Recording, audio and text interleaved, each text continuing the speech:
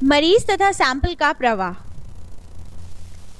मौजूदा आरएनटीसीपी क्षय रोग निदान एल्गोरिथम के अनुसार फेफड़ों के क्षय रोग के रोग सूचक, चाहे वह स्वयं उपचार के लिए आए या अन्य किसी स्रोत द्वारा रेफर्ड किए गए उपचार केंद्र या डीएमसी आएंगे, उनके द्वारा दो बलगम के नमूने सैंपल ए तथा सैंपल बी डीएमसी में स्मीयर माइक्रोस्कोपी निरीक्षण के लिए प्रदान किए जाएंगे।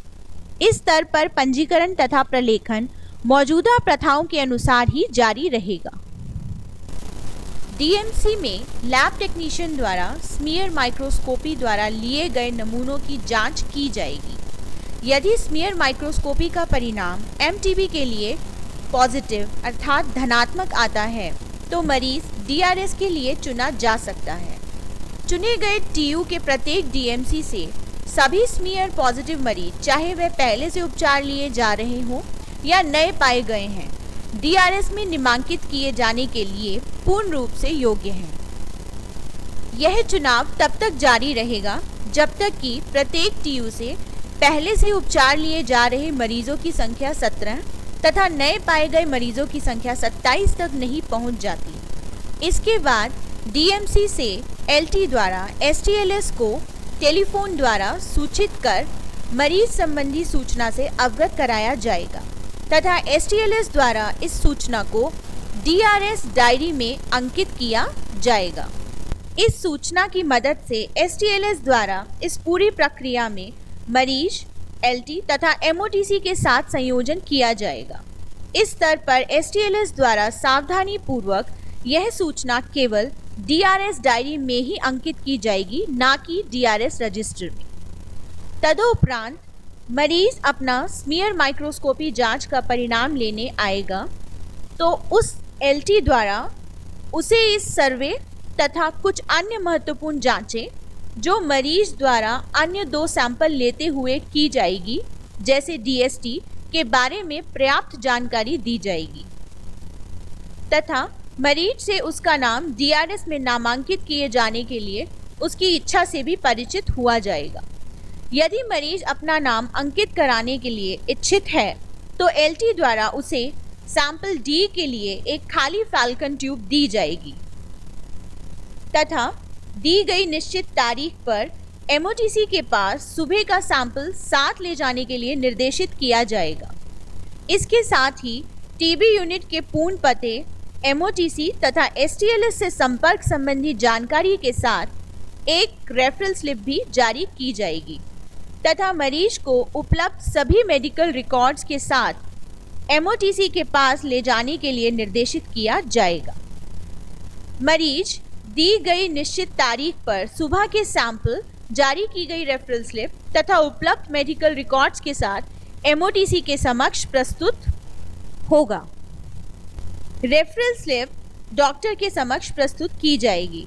वह स्लिप डॉक्टर को इस मरीज के डीआरएस में नामांकित किए जाने के विषय में जानकारी देगी। तदुपरांत मेडिकल ऑफिसर द्वारा मरीज को डीआरएस के बारे में विवरण दिया जाएगा तथा अनुमति पत्र पर मरीज के हस्ताक्षर लिए जाएंगे। इसके पश्चात मेडिकल ऑफिसर द्वारा मरीज के साक्षात्कार के आधार पर सीआईएफ को पूर्ण रूप से भरा जाएगा। उपलब्ध सभी मेडिकल रिकॉर्ड्स के आधार पर मरीज को पहले से उपचार लिए जा रहे तथा नए मरीज की श्रेणी में वर्गीकृत किया जाएगा। एसटीएलएस द्वारा एमओटीसी से सीआईएफ प्राप्त ना कर लेने तक सीआईएफ एमओटीसी के पास ही सुरक्षित रखा जाएगा। साक्षात्कार तथा मेडिकल रिकॉर्ड्स के निरीक्षण के आधार पर यदि एमओटीसी मरीज को पहले से उपचार लिए जा रहे या नए मरीज की श्रेणी में वर्गीकृत किए जाने के लिए सक्षम नहीं रहे तो ऐसी स्थिति में मरीज का स्टेटस अननोन ही रहने दिया जाएगा और ऐसे सभी अननोन टीबी हिस्ट्री केसेस को डीआरएस में शामिल नहीं किया जाएगा। इन दशाओं में प्राप्त किया गया सैंपल डी अनुरूप प्रणाली के द्वारा निष्कासित कर दिया जाएगा तथा सैंपल सी और सीआईएफ का एनटीआई में भेजा जाना स्वीकार्य नहीं माना जाएगा। मरीजों को डीआरएस में नामांकित किए जाने की प्रक्रिया तब तक जारी रहेगी जब तक पहले से उपचार लिए जा रहे मरीजों की संख्या 17 तथा नए पाए गए मरीजों की संख्या 27 तक नहीं पहुंच जाती। CIF के पूर्ण रूप से भरे जाने के पश्चात MOTC द्वारा मरीज को लैब टेक्नीशियन से मिलने के लिए निर्देशित किया जाएगा। लैब टेक्नीशियन द्वारा कलेक्शन सेंटर पर मरीज से रेफरल स्लिप तथा सुबह का नमूना सैंपल D प्राप्त किया जाएगा। इसके अलावा उसी समय स्पॉट सैंपल C भी मरीज से लिया जाएगा। इसके उपरांत LT द्वारा मरीज से सुबह के सैंपल D प्राप्त करने की दिनांक व समय की पुनः पुष्टि की जाएगी तथा प्राप्त जानकारी को रेफरल स्लिप के पिछले भाग पर ही दिए गए उचित स्थान पर अंकित किया जाएगा। सैंपल C प्राप्त करने की दिनांक व समय को भी रेफरल स्लिप पर अंकित किया जाएगा। रेफरल स्लिप पर दी गई संख्या को फैल्कन ट्यूब्स की कैप पर अंकित किया जाएगा ताकि अस्थायी रूप से सैंपल को रेफरल स्लिप से संबंधित किया जा सके। इसके उपरांत LT द्वारा सतह के विसंक्रमण के लिए दोनों फैल्कन ट्यूब्स को 5% फिनॉल में 20 मिनट के लिए रखा जाएगा। तदनुसार रेफरल स्लिप तथा दोनों फैल्कन ट्यूब्स को STLS को अगली प्रक्रिया के लिए सौंपा जाएगा। STLS द्वारा संपूरित CIF तथा सैंपल C व D प्राप्त किया जाएगा। CIF के पेज नंबर 4 के प्रश्न संख्या 41 के आधार पर मरीज को पहले से उपचार लिए जाने या नए मरीज की श्रेणी की पुष्टि की जाएगी।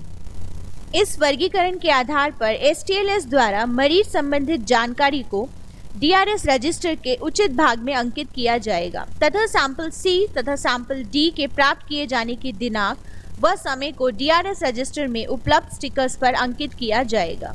दिनांक व समय अंकित करते समय बारकोड स्टिकर्स पर ना लिखे जाने का तथा दिए गए स्थान पर लिखे जाने का विशेष ध्यान रखा जाएगा। तदोपरांत CIF से निक्षय कॉपी को अलग किया जाएगा तथा यह कॉपी TB यूनिट में ही उपलब्ध रहेगी, अन्यथा इसे NTI नहीं भेजा जाएगा। प्रत्येक मरीज के लिए DRS रजिस्टर में 5 स्टिकर्स उपलब्ध होंगे। पहला स्टिकर C सैंपल की फैल्कन ट्यूब पर लगाया जाएगा। दूसरा स्टिकर D सैंपल की फैल्कन ट्यूब पर लगाया जाएगा। तीसरा स्टिकर CIF की NTI कॉपी पर लगाया जाएगा। चौथा स्टिकर CIF के अंदर पाए गए कंसेंट फॉर्म अर्थात अनुमति पत्र पर लगाया जाएगा। पांचवा स्टिकर CIF की निक्षय कॉपी पर लगाया जाएगा जिस पर कोई भी बार कोड नहीं होगा। सभी विषय वस्तुओं को पैकेजिंग के लिए भेजने से पहले STLS द्वारा सभी विषय वस्तुओं को CIF के पीछे दी गई चेकलिस्ट द्वारा पुनः निरीक्षित किया जाएगा। मरीज के C सैंपल की फैल्कन ट्यूब पर सही बारकोड स्टिकर लगाया गया है। मरीज की D सैंपल की फैल्कन ट्यूब पर सही बारकोड स्टिकर लगाया गया है। संपूरित CIF के क्वेश्चन नंबर 41 में दिए गए पहले से उपचार लिए जा रहे या नए मरीज की श्रेणी अंकित की गई है। CIF पर MOTC के हस्ताक्षर किए गए हैं। CIF की NTI कॉपी पर बारकोड स्टिकर्स लगाए गए हैं। CIF के कंसेंट फॉर्म पर मरीज के हस्ताक्षर लिए गए हैं तथा बारकोड स्टिकर्स लगा दिया गया है। इन सभी बातों की जांच की जाएगी। पैकेजिंग की कार्यविधि चल रहे RNTCP प्रणाली जिसका विवरण PMDT दिशा निर्देशों में दिया गया है के तहत ही होगा। इसके उपरांत पैकेज सामान को NTI बैंगलोर में पहुंचाने हेतु कुरियर एजेंसी को दे दिया जाएगा। पैकेजिंग की गई सामग्री को केवल कोल्ड चेन में ही कोरियर किया जाएगा तथा सैंपल प्राप्त करने के 72 घंटों के दौरान ही NTI में प्राप्त किया जाएगा। कोरियर की डिलीवरी सोमवार से शनिवार सुबह 9:30 से शाम 6 बजे के बीच में होनी चाहिए।